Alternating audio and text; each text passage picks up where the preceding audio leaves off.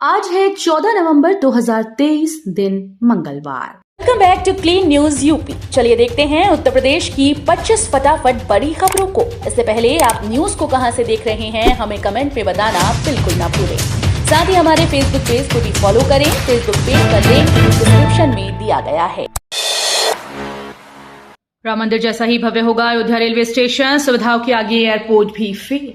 अयोध्या में 22 जनवरी को राम मंदिर में रामलला की प्राण प्रतिष्ठा होनी है। इस मौके पर प्रधानमंत्री नरेंद्र मोदी अयोध्या पहुंचेंगे। इससे पहले अयोध्या के रेलवे स्टेशन के पुनर्विकास का काम भी तेजी से चल रहा है। 15 जनवरी तो स्टेशन का काम पूरा हो जाना है, इसलिए रेलवे अपनी पूरी ताकत झोंक रहा है। अयोध्या रेलवे स्टेशन को इस तरह बनाया जा रहा है कि राम मंदिर की पहली झलक स्टेशन पर ही दिख जाएगी। दिवाली के अगले ही दिन सीएम योगी ने लगाया जनता दरबार, अधिकारियों को कड़े निर्देश। दिवाली के अगले ही दिन सीएम योगी ने सोमवार को गोरखपुर में गोरखनाथ मंदिर जनता दर्शन का आयोजन किया। लोगों से मुलाकात कर उनकी समस्याएं सुनी और अधिकारियों को कड़े निर्देश दिए। अफसरों से कहा कि समस्याओं पर त्वरित संवेदनशीलता दिखाएं। सीएम योगी ने कहा कि समस्या से जुड़ी शिकायतों पर तेजी से कार्यवाही करते हुए गुणवत्तापूर्ण व संतुष्टिपरक समाधान सुनिश्चित कराएं। मुख्यमंत्री ने जनता को आश्वस्त करते हुए कहा कि सरकार हर समस्या पर प्रभावी कार्यवाही सुनिश्चित कराएगी। हमला रोककर साइबर अटैकर को ढूंढ लेगा आईटी, ऐसे मिलेगी ऑनलाइन सुरक्षा। Network, cryptography, UAV, unmanned air vehicle आदि सेक्टर को आईआईटी कानपुर जल्द न सिर्फ साइबर सुरक्षा देगा बल्कि अटैकर का पता भी लगाएगा। इसके लिए वैज्ञानिक व स्टार्टअप की टीम रिसर्च कर सिस्टम विकसित करेंगे।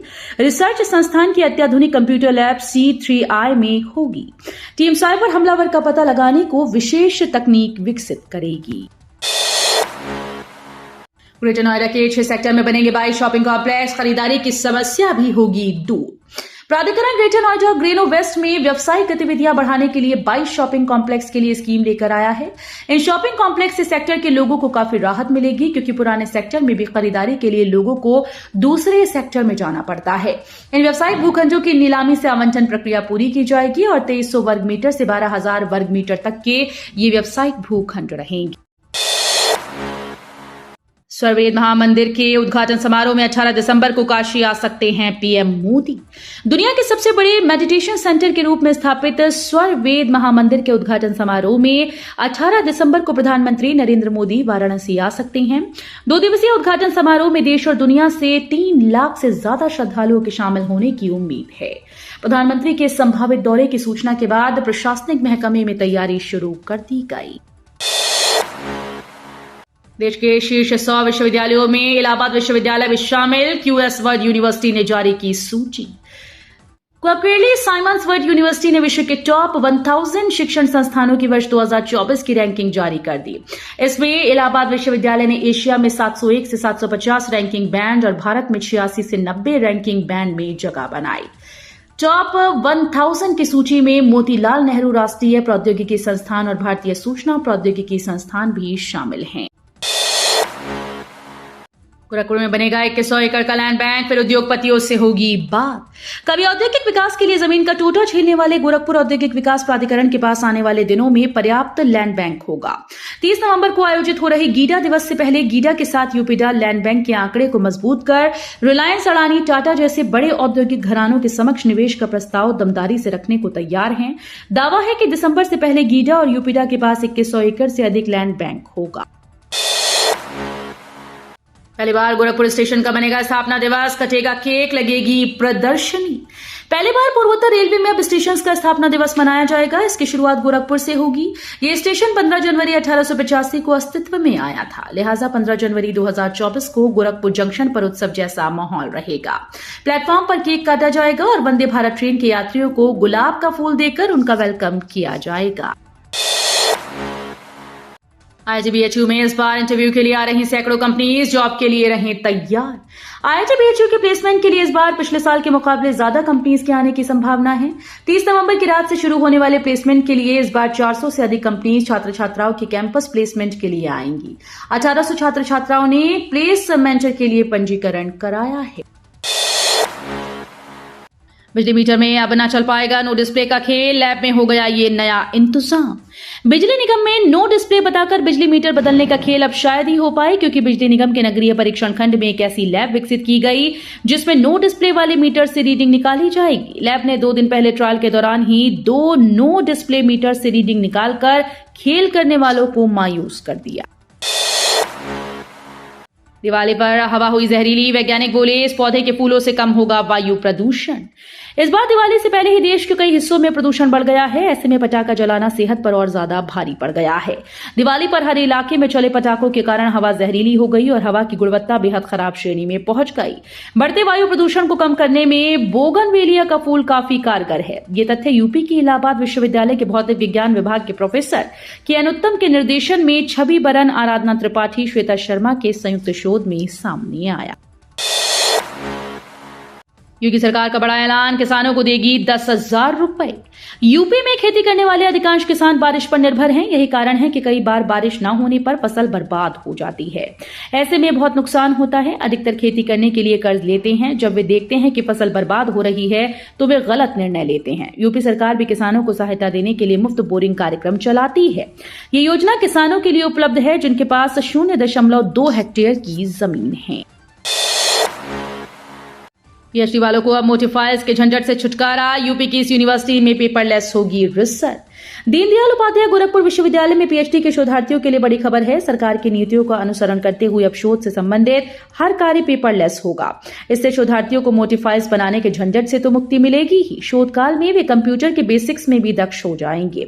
डीडीयू अपने शोध अध्यादेश में व्यापक बदलाव की तैयारी कर रहा है। इसके अंतर्गत आरडीसी के लिए अलग पोर्टल विकसित किया जाएगा। अखिलेश डिंपल ने डायल 112 के महिला कर्मचारियों को आधी रात बुलाया घर, संग मनाई दिवाली, खत्म कराया धरना। सैलरी बढ़ाने की मांग को लेकर लखनऊ में धरना दे रही डायल 112 की महिला कर्मचारियों को समाजवादी पार्टी के राष्ट्रीय अध्यक्ष अखिलेश यादव और उनकी पत्नी डिंपल यादव ने अपने घर बुलाया। दोनों ने महिला कर्मचारियों के साथ दिवाली मनाई। अखिलेश ने महिला कर्मचारियों को सदन में उनकी आवाज उठाने का वादा किया। इसके बाद कर्मचारियों ने अपना धरना खत्म कर दिया। एमएमयूटी की 3 छात्राओं को इंटर्नशिप में हर महीने मिलेंगे 1.25 लाख। एमएसएन में हुआ सिलेक्शन।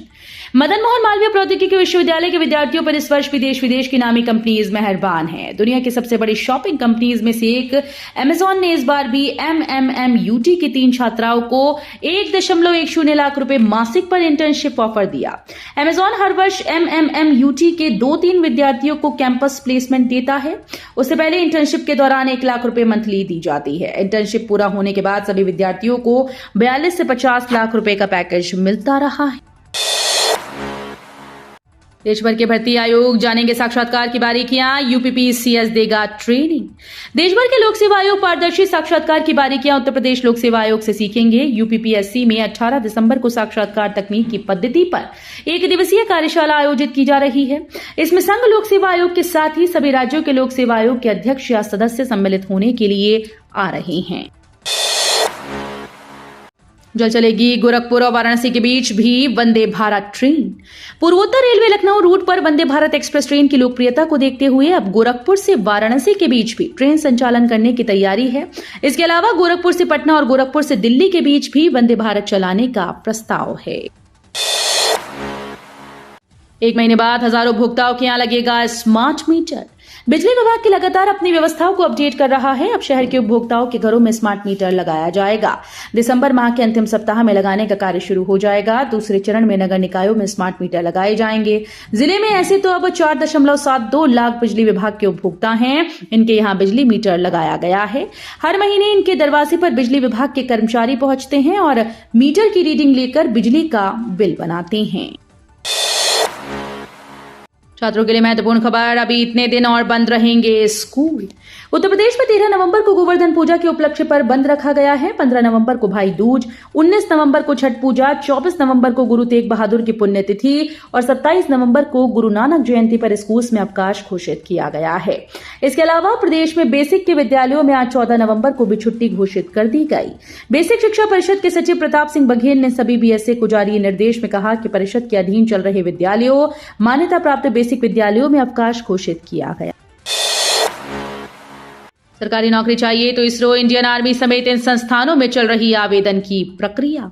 जो उम्मीदवार लंबे समय से सरकारी नौकरी की तलाश कर रहे हैं उनके लिए हम उन संस्थानों की लिस्ट बता रहे हैं जहां सरकारी पदों पर आवेदन की प्रक्रिया चल रही है। आवेदन करने पहले उम्मीदवारों को सलाह दी जाती है वो भर्ती से जुड़ी सभी डिटेल्स को ध्यानपूर्वक पढ़ लें, उसके बाद ही आगे की प्रक्रिया के लिए बढ़ें। भारतीय अंतरिक्ष अनुसंधान संगठन का एक हिस्सा विक्रम साराभाई अंतरिक्ष केंद्र ने लाइट व्हीकल ड्राइवर ए और हैवी व्हीकल ड्राइवर ए के रिक्त पदों के लिए आवेदन मांगते हुए एक नौकरी के लिए आधिकारिक नोटिफिकेशन जारी किया है। 55,000 से अधिक रेलवे कोच में लगेंगे सीसीटीवी कैमरे। मार्च 2024 के अंत तक पूरा होगा काम।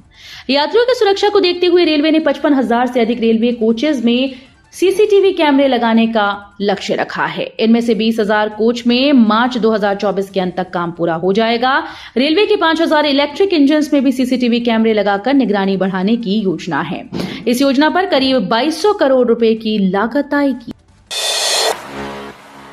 यूनिवर्सिटी में 24 पाठ्यक्रमों की पढ़ाई 16 नवंबर से जामिया उर्दू से चलेंगी कक्षाएं। राजा महेंद्र प्रताप सिंह राज्य विश्वविद्यालय परिसर में 24 पाठ्यक्रमों की पढ़ाई 16 नवंबर से होगी। ये कक्षाएं जामिया उर्दू में चलेंगी। बीए, एमएससी की परीक्षाएं 29 नवंबर से हो रही हैं। 27 रुपए किलो आटा और 60 रुपए में चना दाल। इस सरकारी ऐलान से घटने लगी कीमतें, महंगाई पर थोड़ी लगाम। सरकारी आटा दाल अभी मार्केट में नहीं उतारा गया, लेकिन इनकी कीमतों की सरकार द्वारा घोषणा के साथ ही मुनाफाखोरों के हाथ पांव फूल गए। सरकार ने घोषणा की है कि जल्दी देश सरकारी आटा दाल अभी मार्केट में नहीं उतारा गया है, लेकिन इसकी कीमतों की सरकार द्वारा घोषणा के साथ ही मुनाफाखोरों के हाथ पांव फूले हुए हैं। सरकार ने घोषणा की है कि जल्दी देश के विभिन्न हिस्सों में भारत आटा 27.5 रुपए प्रति किलो तो चना दाल 60 रुपए प्रति किलो की दर से बिकेगा। लाखों जीमेल अकाउंट्स बंद करेगा गूगल। गूगल ने लाखों इनएक्टिव जीमेल अकाउंट्स को बंद करने का फैसला कर लिया है। गूगल के मुताबिक ऐसे जीमेल अकाउंट जो लंबे समय से इनएक्टिव यानी इस्तेमाल नहीं किए गए उन्हें 1 दिसंबर से बंद कर दिया जाएगा। अगर आपके पास भी जीमेल अकाउंट है और आपने लंबे समय से उसे इस्तेमाल नहीं किया है तो आपका अकाउंट भी बैन हो सकता है। इससे बचने के लिए अपना अकाउंट लॉग इन कर कोई गतिविधि जरूर करें। भारत में कम दाम में आएगी टेस्ला। इलेक्ट्रिक व्हीकल टैरिफ कम करने पर केंद्र सरकार कर रही विचार। भारत सरकार टेस्ला के आयातित इलेक्ट्रिक वाहनों के लिए टैरिफ कम करने के अनुरोध पर विचार कर रहा है, क्योंकि कंपनी देश में एक संयंत्र स्थापित करने पर विचार कर रही है। फाइनेंशियल टाइम्स के अनुसार सूत्रों का हवाला देते हुए ऑटोमेकर ने सरकार से प्रारंभिक टैरिफ रियायत के लिए कहा है, जो $40,000 से कम कीमत वाली कारों के लिए भारत के 70% और $40,000 से ऊपर की कारों के लिए 100% के भारी सीमा शुल्क की भरपाई करेगा। तो ये थी आज की 25 फटाफट बड़ी खबरें। अगर आपको न्यूज पसंद आई हो तो वीडियो को लाइक और शेयर जरूर करें। धन्यवाद।